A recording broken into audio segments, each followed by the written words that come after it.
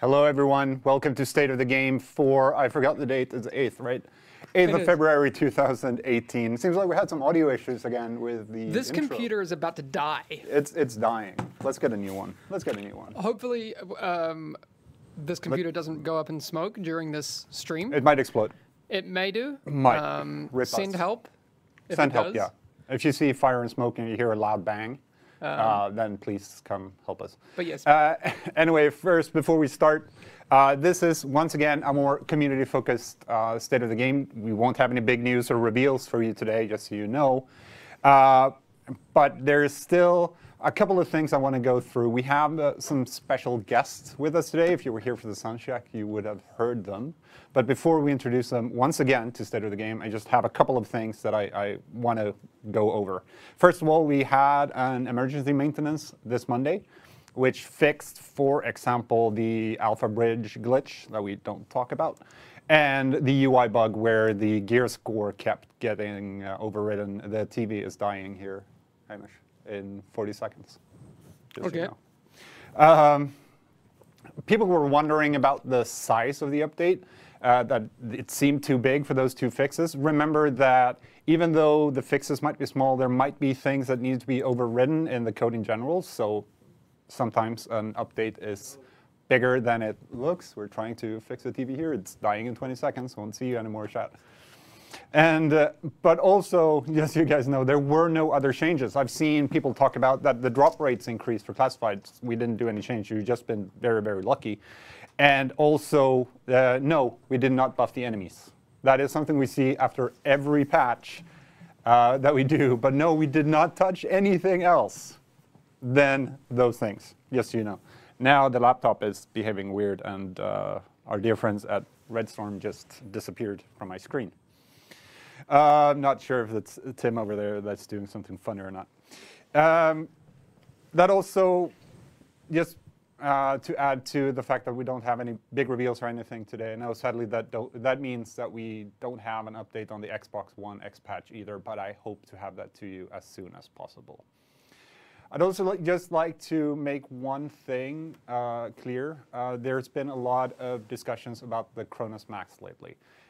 I just want to say, and want you guys to know that no, we're not ignoring the issue. We know that it is an issue, but I want you also to understand that it's a very, very complicated one, and that it includes other people than just us. So we're looking at it. We know it's an issue, but yeah, right now there's not really anything that we can say about it. There's also been a couple of emails shared for like invites to workshop or /study. That's a pure marketing study. Those are done on a regular basis at most companies. And it's a marketing thing, not a production thing. And so we don't have anything to do with that. It's not a mini ETF or anything like that. It's just a regular marketing thing. We also got a question about stats of Yannick last week, that we didn't share the full how many people actually completed all the ambush accommodations. To be honest, that was a mess up on our side. The tracking didn't really work. The original number that we shared the week before was actually wrong. So that's why we didn't share it. We don't have those numbers. We're very sorry. We should have said that before, but oops. Yes, with that said, we are having some technical issues on this computer right now because I can't see the guys at Redstorm at all. Yeah, it's actually on their side. They're not sharing their video feed, so if you could, maybe, ooh. no. Perfect timing. Oh, there we go. They're just calling back. They're calling back. Future technology. Here we are. Can we see them now? I need to turn off my video camera. Can we switch to, there we go. Hi, Terry. Hi, Keith. You're obviously doing well. Hey, guys. Hi, are we Hi. here? Are we on? Is this a You're thing? on. You're on. You're actually on the stream right now. Sweet. Glad Good. to have you back. Hello. So, Nice to hear you, darling. just in case, Nothing like a little technical difficulties. it's the best.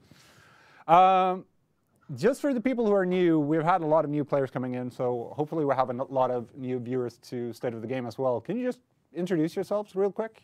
Who are you? Sure. Keith, please. I'm Keith Evans. I'm the lead designer on the Division here at Redstorm. I'm Terry Spear, the creative director here on the Division at Redstorm. All right. Awesome. Nice to meet you. Who are you? Me or they? You. I don't know. I hardly know myself. Hopefully there's been a name tag for me, so hopefully people know by now. Everybody knows you better. You're famous. Everybody, Come sure. on, everyone knows Is this better. Is this Swedish? Overlord Petter. Yeah, sure. Yeah. Okay, let's move on. Before you guys are here, we're going to talk a bit about Rogue 2.0 and how that's been since the release of update 1.8. But before we get started into that, and there's the mug. There's the mug. Oh. Thank you. Hi. I was thirsty. Yeah. You were Obviously, talking. you're a very thirsty man.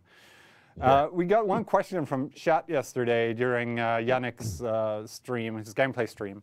And it turns out that the answer to this one is actually kind of interesting. Okay. The technical issues were less bad as I thought. Why, and this was asked by, I think by SHD Umbra, why is the Big Alejandro called the Big Alejandro? Oh, that is a great question, actually. Well, I think we should start with Ryan. Yeah. Yeah, go ahead. So, I mean, Ryan Leapshire, the programmer who did a lot of the exotic talents, it was kind of his idea. He kind of pitched it, and we all just kind of fell in love with it, and it really never changed after that point. But he pitched it hard. He had a lot of reasons why it should be called this. Yeah, and they're great reasons. I mean, honestly, they got Alex. Everyone knows they got Alex. It's So many people are named Alex. yeah, and so many people in Manhattan are Alex. And so it was a reference to Alex for sure, but Alejandro, right, Spanish for Alex. And a little known fact that Ryan was keyed in on was that the LMG that the Big Alejandro was based on was originally designed for the Spanish Army. Yeah. So it was just like, kind of all fell together. come and on. once we got in a skirmish test and people were killing people with the Big Alejandro, it never changed. It's just a cool name. Yeah. It's Alex's Revenge. Alex's Revenge, that's right. So there you go. Big Alejandro. There we go. I actually had no idea that Alex was involved whatsoever. I thought it only had to do with the Spanish design of the gun. So that was actually No, it's all about Alex, you know? everything Like, about Alex. When does Dylan get his own gun, though? That's a big yeah, question. and Dylan, he's not going to get a gun. No, right? Dylan. Ramos might. We'll do something for Ramos.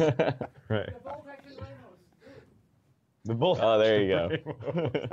I hear you, Hamish. All right, so actually moving over to the topic at hand, Rogue 2.0. It was introduced in update 1.8 back in December. That's 2 months ago now.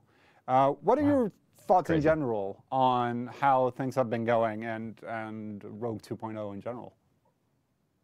Good question. Good question. I think in general, Rogue 2.0 has had an overall positive effect on the Dark Zone. At least it's set in a positive trend. I think what I really enjoy about 2.0 the most is that it's giving us a lot of fantastic data and conversation about the Dark Zone.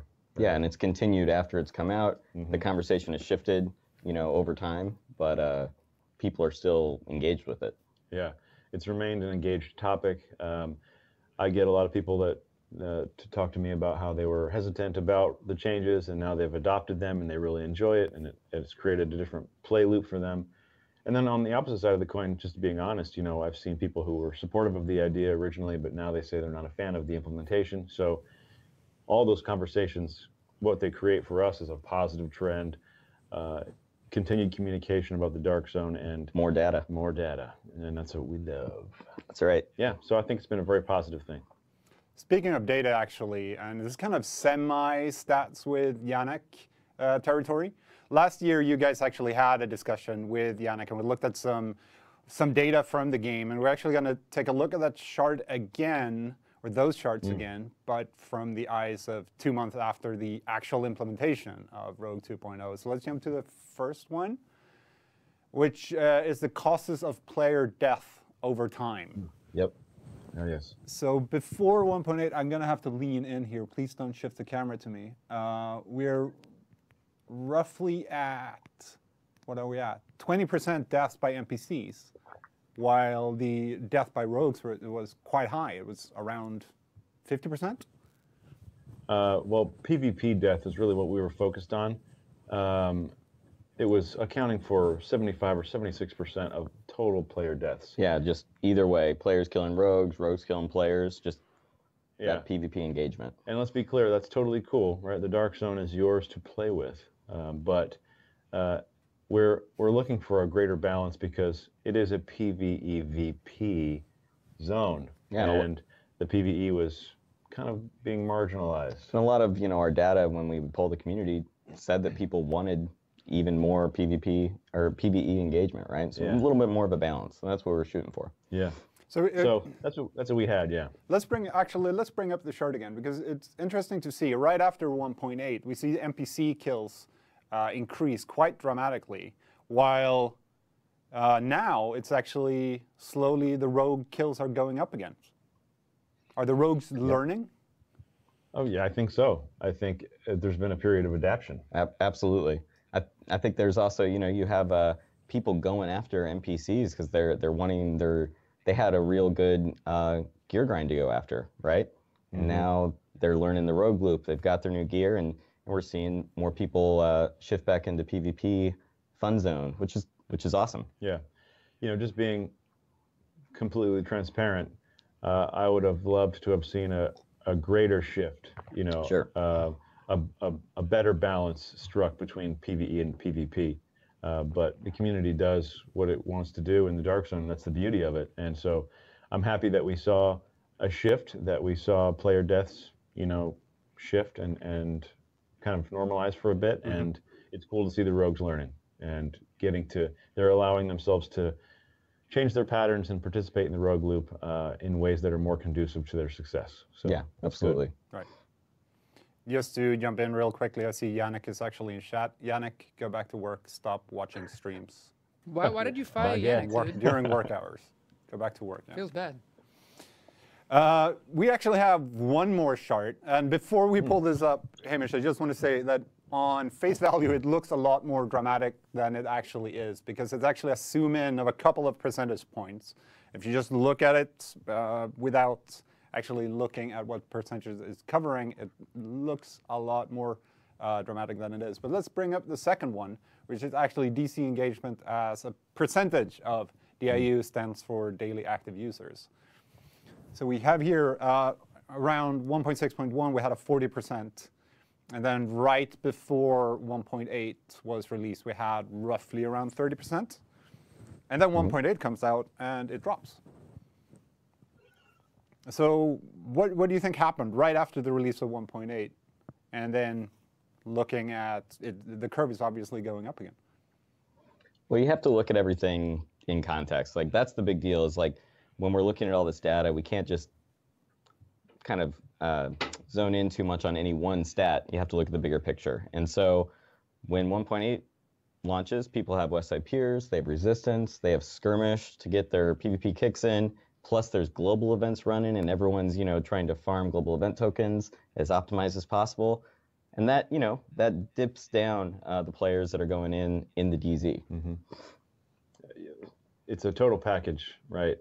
1.8 brought so many activities. Yeah. That for a while people didn't have a whole lot to do, and so the Dark Zone is highly replayable, and it makes sense that a lot of players do go in there and spend a lot of time there, but 1.8 brought all that stuff.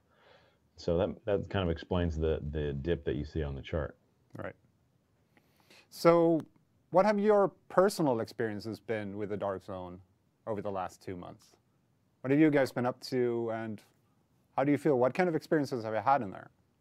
What are you doing, Keith? Well, I mean, for me, and I think a lot of the community, right? Like, a ton of my game time since we launched 1.8 has been during the global events, right? Trying to do the gear grind and really participating in the modifiers and all that stuff. And what I found is I go to the Dark Zone a ton in the global event because it mixes up that gameplay too with just the kind of passive changes in there. Plus, it's a pretty good grind. You get the contamination event going, and you're chaining cleaner bosses, and they're all dropping pretty good amount of tokens. Plus, you have that added benefit of drop in the classifieds from the existing global events, and all of a sudden it's an awesome grind. And the cool thing is, because everyone's in there doing the global event, I've had some great just engagements with other players. You know, a lot of joint extractions that didn't end in PvP, and then occasionally that modifier comes in and just all of a sudden it's PvP for the next 30 minutes because someone pulled it that way.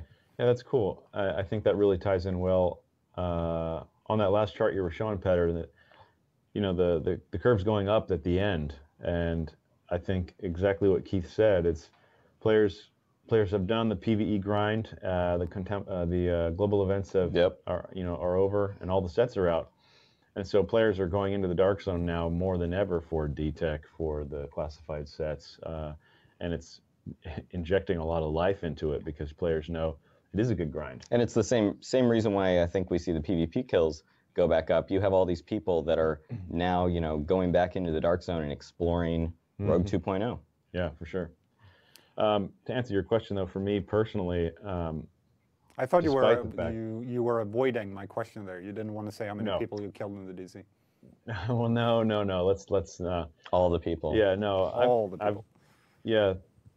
I'm more focused on a different entity besides people, and that's RNGesus. I have a beef with RNGesus. You've been unlucky. Yeah, people that watch the Friday streams with Ampy have heard me say this before. I've only completed one classified set, and that happened to be, well, I got Striker. I'm lucky I got Striker, but now that the sets are all out, I haven't had the drops that I need in the Dark Zone because I'm going in the Dark Zone for it, and so I got a beef with RNGesus. So if you see RNGesus, let him know I'm coming for him. Besides that, you know what I've really enjoyed sort of on a meta level is I've enjoyed seeing the greater challenge that rogues have in the Dark Zone, you know what I mean? Like, I mean, if we're all honest with each other, they had the advantage before. Rogues had all the cards, you know, they held all the keys to the castle, they could engage when they wanted to engage, and they had an advantage.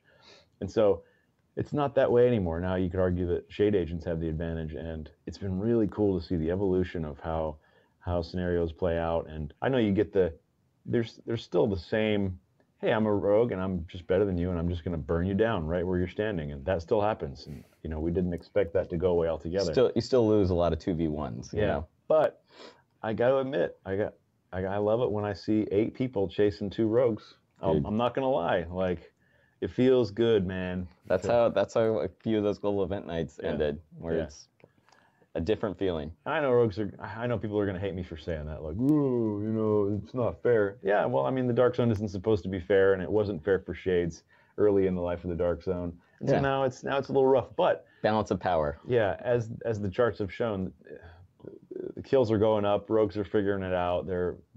So I really enjoy that evolution in the challenge that they have now, and I like seeing them succeed against all odds too. Yeah, so that's been cool. Tony Sturzel, your dear producer, said in a recent interview, his Worked with Bond interview, that Keith would win over Terry in the Dark Zone. Is that true? I mean, I'm not going to say anything. Yeah, let's be honest. It's true. I mean, if we break it down, right? Here's what's going to happen. Like, just play by play with me for a minute, if I may. Tell a story. Right? If Keith and I are about to face off in the Dark Zone, what's going to happen is I'm gonna rip my shirt off, and I'm gonna grab 2 guns and I'm gonna light them on fire. They're gonna be LMGs, and I'm just gonna go in blazing, right? Like hell hath no fury. And it's gonna be impressive. Believe me, you'd love to see that part of it. But what's gonna happen is Keith's smarter. Keith's a lot smarter than me. I don't know. Like if I'm the frothing berserker that goes into combat without clothes, Keith's the one. He's got all the tactical gear and the plate armor, and he's got a shield, and he's gonna deflect all of that rage, and I'm just gonna fire at him impotently. I'll get the one final bullet off, but I'll finish with no med kits. All my skills are on cooldown, and the next person who comes around the corner kills both of us. Yeah, that's it. So we'll be fighting, and Keith will kill me, and then someone else that's better than us will just clean it all up. And that's pretty much, when we play test in the studio, we think we're doing pretty good, and then everyone else on the team is better than us. So yeah, I guess that's probably true. Yeah, it is. If you wanted to break it down 1v1, I think Keith officially has a better KD against the 2 of us. I think Keith's won more battles because that noggin, boy. The Division's a cerebral game. It's not just a shooter. It is. And I tend to, yeah, I'll forget that sometimes. Red. I see red. The rage hits. The Wolverine Berserk mode hits. Yeah. So there you go. That's what I think would happen. That was right. a nice little question. Thank you very much, guys, for coming here. It's always a pleasure to have you. And I hope to see you guys soon again. Yeah, thank you. Thank you very much Anytime, for sharing all We love hanging out. the charts and the data and everything. It's really cool to see. Good to be All here. right. I'm not going to do that. It's going to be super awkward. I'm sorry. I take that back. Never doing that again. You can pull it off, Keith. Keith can do it. Okay. All right. Thank you very much, guys. All right, later. I did this. That felt weird. That felt incredibly rude as well. I'm sorry. I'm so sorry. Actually, I'm going to comment on one thing that I've seen going on in chat, and when Terry talked about RNGs as well. Remember that we mentioned on State of the Game that we are looking at the drop rates, that currently, the way it looks, the drop rate has increased quite dramatically for classified drops in certain locations, stuff we're testing right now. But also remember, and it seemed to kind of disappear in the discussion, was that we're also looking at other ways of acquiring classified gear. Drop rates is not the be-all and end-all of classified acquisition. I'm just saying. But we'll update you as soon as we have more solid information about that. Hamish is now walking over. Okay, never mind. But I kind of need you. Yeah, I know, but I'm just going to turn this off. Because we can hang up. Because the Redstorm guys think that they are still needed. Okay, sorry, they can go now. Thank you again for coming. But we'll have more information about the everything drop rates and stuff like that in the relatively near future, hopefully. Before, I want to show you a couple of community things before we leave, but I think I'm going to reiterate a couple of things that I talked about in the beginning in case you weren't here at the start of the stream. First of all, there was an emergency maintenance on Monday. We fixed a certain glitch with Alpha Bridge and the annoying UI bug where the gear score would reset. Sadly, no news on the Xbox One X patch yet. We'll hopefully have that to you soon. The Cronus Max issue, I want you to know that we're not ignoring it, that we're looking into it, but that is a very complicated situation, and it does not only involve us. So please be patient about that. There have been a couple of invites, a couple of emails going around with invites to a marketing study. I just want to point out that those kind of studies are done on a regular basis. It's not a production thing, it's a marketing thing, and we're not involved in those. So it's not a mini ATF that I saw it called or anything like that. It's just a marketing thing. The GE ambush accommodations that we didn't share last week, that was because of a tracking issue we had. So rip us, I guess. All right, let's move on. I just have a couple of community things to share with you. The first one is, are you ready? I'm ready. Hamish is ready. This Division Neon design created by RRV Design. Hopefully the mods have received the links to this stuff. I really like this one. Do we have the links? I don't know if we have the links or not. But yes, I really, really like this one by RRV Design. Oh, this is the same person that did the other ones that are kind of like line drawings, I think, that look like architectural plans. They're really cool. Yes, I think so. Yeah. There we go. There's the link. So check that out. Check out RRV's designs in general. It's really, really cool. So the next thing, you don't have to share it yet. I just want to give some form of background because I managed to screw up quite badly. So we had a discussion during one of my game streams. So other games, fashion is the most important thing in an online game. You have to look cool, right? So in other games, they have cool terms for it, like fashion souls or fashion frame or whatever. But we don't really have that in the Division. And I tried to get chat to come up with ideas. And I got some really good ones, including Agent Apparel and Agent Attire. So I wrote down the names of the people that came up with that. And then during the gameplay live stream earlier this week, I managed to get coffee all over the table and all over me. And me. You know that's the reason I'm Yes. wearing track pants today. Is it? I ran out of clean pants. Oh, I washed mine off, but I still think I can smell the coffee from It's them. your fault. Yeah, I know, it's my fault. And all over the Post-it notes that had the names. So, yeah. Please contact me if that was you who came up with Agent Attire and Agent Apparel. I'm really sorry. But yeah, if you have any other ideas, please share them with me, because I really want something catchy like Fashion Souls. But one thing that came up, though, was Alex Kushner's idea for a store called Agents Gone Vogue. And Cheshire Cat, who's been on State of the Game, her stuff been shared on State of the Game before, actually made a couple of images what such a store could look like. So Agents Gone Vogue. It's beautiful. And if you're anything like me, then yeah, it's looking cool is the most important part. We have another picture of what it looks like inside as well. I'd go there. I'd buy all my stuff there. There we go. And to wrap everything up, of course, we have some cosplay as well. Volas is finally done with their agent pack. It's a really cool picture. Really put heart and soul into this one. And I can't wait to see it. Dan, that's cool. It's so cool. I really want a mask like that. Where do you get a mask like that? I think you could. Can you get it in Sweden? Yeah, Claes Olsson has some crappy ones. What? I think so. Yeah. I don't want a crappy one. I want one like that. Maybe Bauhaus. Yeah, maybe. I'm not sure. We don't have much poison gas here, I guess. So we don't get those. All right, it's 5:27 here. I want to thank you all for showing up for another State of the Game. We won't actually be here next week. All of us, me, Yannick, and Hamish, are all out of the country next week. We'll be in Paris for some Ubisoft stuff, so there won't be a State of the Game next week. But after that, in 2 weeks, we will definitely be back with more State of the Game. So thank you very much. Thank you to Terry and Keith as well, and we'll see you soon.